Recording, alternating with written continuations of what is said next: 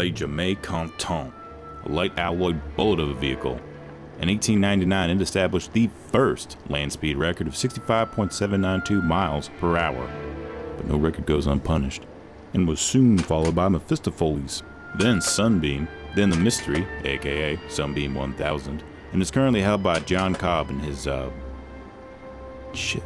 Railton, at a whopping 350.2 miles per hour. Now, I, Buzz Cooper, will be the first American to break the sound barrier on land, using only a Ford pickup truck.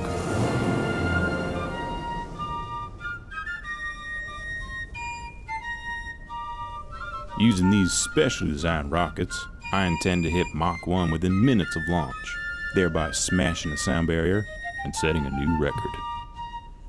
Now, there are considerable obstacles. I have a slight cold.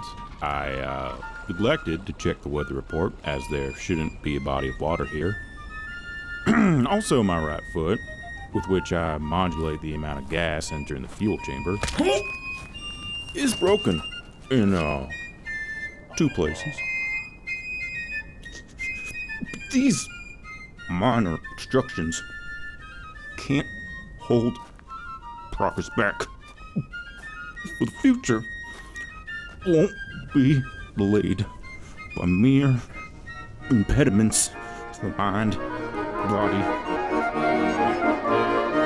Меня зовут Yuri Bolstoy. Пробежала, тут и вся моя родня набежала.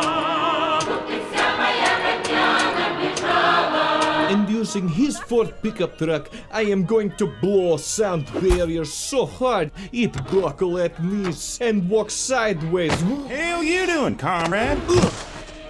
Yankee scum. Fucking fascist.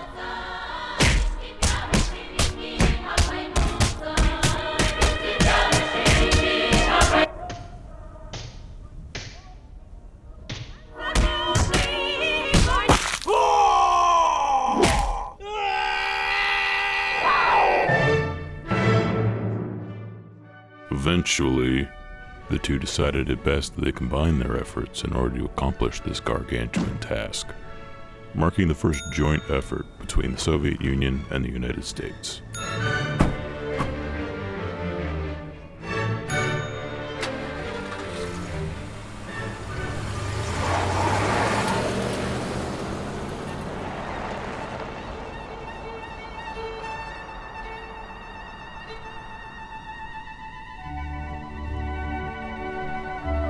The vehicle never reached the unheard of 750 miles per hour that Buzz had hoped for.